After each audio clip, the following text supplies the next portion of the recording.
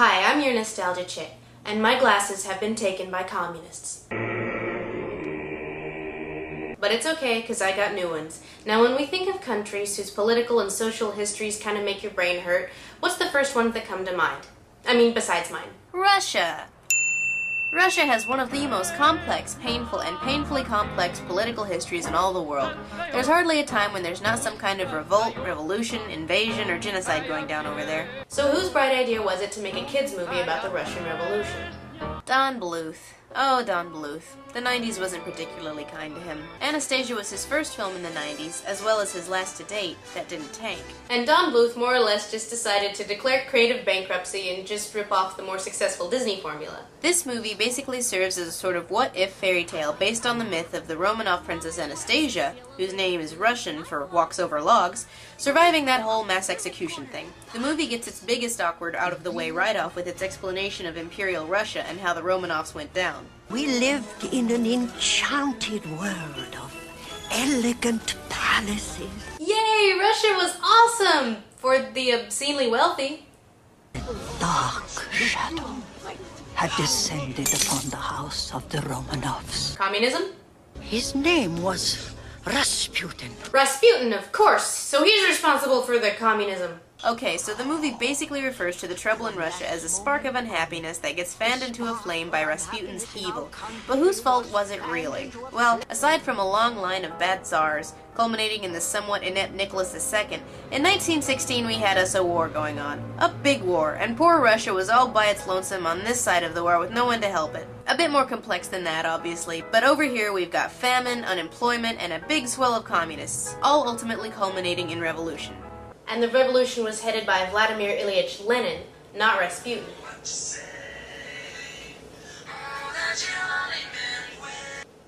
Hello? Yes, hi. I mean to give correction. Oh, hi. It's Lenin. No. Yes, I believe you're thinking of February Revolution. I'm sorry? You see, I lead October Revolution. The Romanovs were overthrown during a February Revolution. Oh, Jesus. How many of those things did you guys have? Well, it is Russia. We usually have them on Tuesdays. Right before bingo and the shuffleboard. Oh, sorry, I have a beep. Hello? This is Slender! Oh, hi, Rasputin. I was dead even before the revolution took place! I know. I was always on good terms with the royal family. I had nothing to do with fanning any flames of unhappiness. Actually, you kind of did. See, you're creepy, and you have that beard. I only wanted a Russia of flowers and rainbows where children sang and danced in lollipop fields of happiness. Rasputin of the movie basically plays off the myths of Rasputin as an evil-ish, scary mystic. The real Rasputin was way more interesting than anything portrayed in the movie, but due to the fact that we're restrained by Disney ripoff conventions, Rasputin gets the biggest shaft. In reality, he was a poor peasant monk who got in good with the royal family by seemingly having the ability to heal the young hemophiliac Tsarevich Alexei. In the movie, he was their, scary-looking confidant. I am your confidant! So I guess he knows all of their dirty secrets? In reality, he was always pretty tight with the royal family, particularly the Empress and the kids. In the movie, he hates them and wants them to die. You and your family will die within a fortnight! Why? Seal the fate of the Tsar and his family. Because... In reality, he was stabbed by an ex-prostitute, poisoned with cyanide, shot several times, beaten within an inch of his life, and then thrown into an icy river. In the movie, they pretty much left out all but that last part. During the February Revolution, Grandma and Anastasia escape, only to manage to lose each other on the train platform, somehow knocking her unconscious. and giving her amnesia. 10 years pass, and despite her unfortunate attire, orphan Anastasia, now dubbed Anya, is now sexually mature, hot, and ready to find her family. That's her motivation. Send me a sign. Or how about a puppy? Anything. Yay! Movie got puppy! On the other side, we find the kid who helped her escape in the palace is now a con artist, Dmitri. Here in St. Petersburg, the locals are bummed out because communism, as it turns out, sucks, and we were stupid to ever get rid of the Romanovs. Since the revolution, our lives have been so great. But everyone's excited because the Princess Anastasia might still be alive. Though clearly it can't be all that bad under communism since everybody still has time for dancing time! And if you've ever wondered, this is what gossiping Russians look like. Fortunately, the Bolsheviks have no real need for administrative buildings, and Anya finds Dmitri hiding out in the old palace. And stunned by her resemblance to the Grand Duchess Anastasia, he cons her into joining his con and promises to take her to Paris, where presumably her family is. To the movie's credit, it has some really nice, elaborate hand-drawn scenes at a point in time when Disney was starting to rely much more heavily on computers, which is probably a good thing for this movie. We have this CGI environment rendered, and damn it, we're going to use it! The music, at points, is also pretty good, the best of it able to hold its own with some of the Disney films.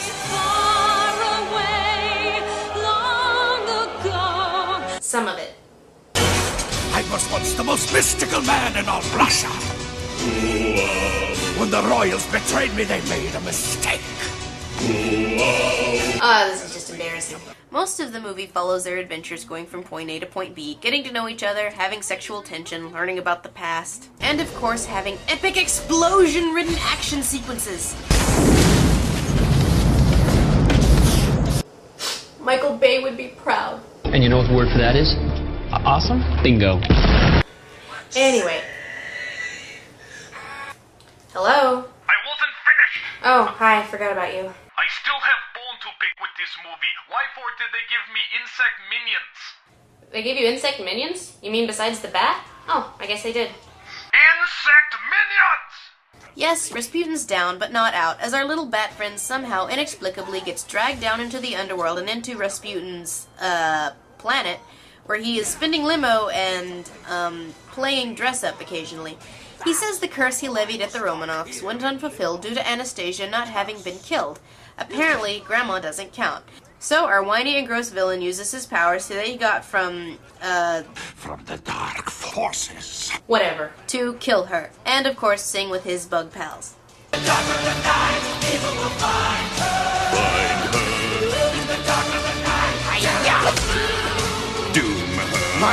know what I did to warrant this. All I did was heal a little hemophiliac.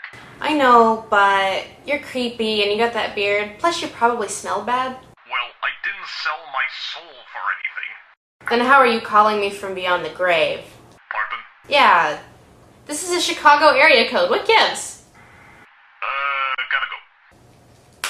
Rasputin tries and fails a few times to kill her along the journey, amidst Anya and Dmitri bitching at each other. An unspoken attraction. Attraction? Yes, animosity. It must be love. Eventually, they finally all make it to Paris. Vlad meets his, friend, damn, with whom they make a deal to meet with the Empress.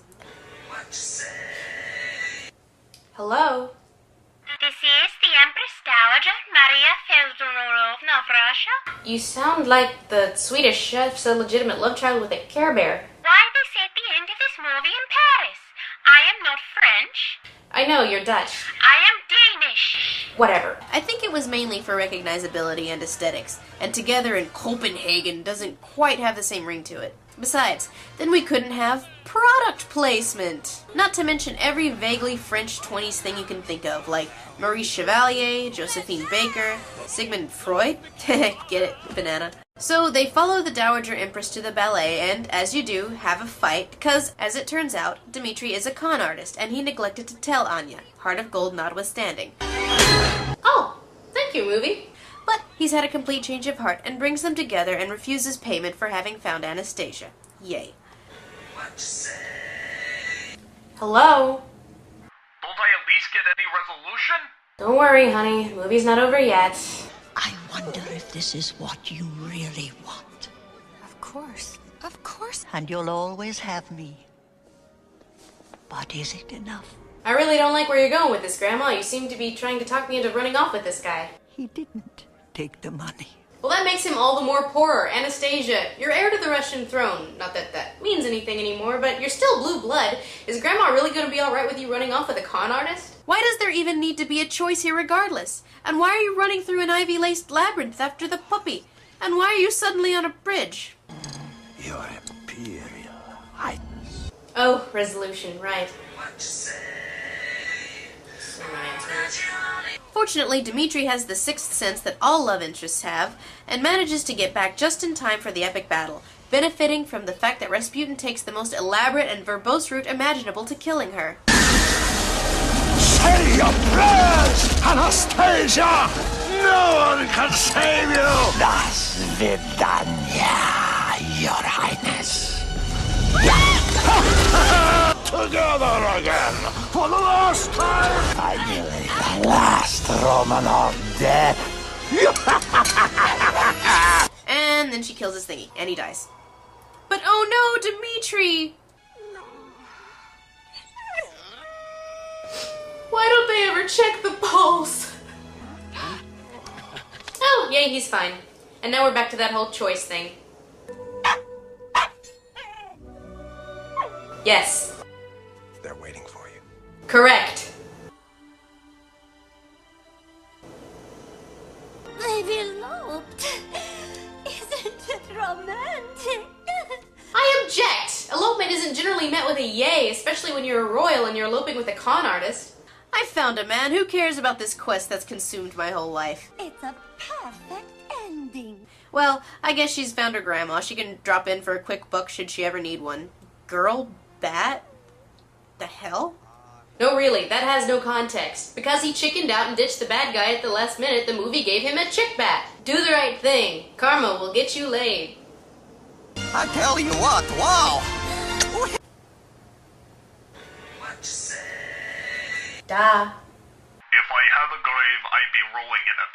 Oh, don't feel bad, Raspy. The thing about this movie is, as it is beholden to formula and demographic, it is following in the footsteps of much more lucrative, better movies. And because of that, the source material, in this case, a really sensitive history, suffers for it quite a bit, especially the poor bastard who ends up the antagonist.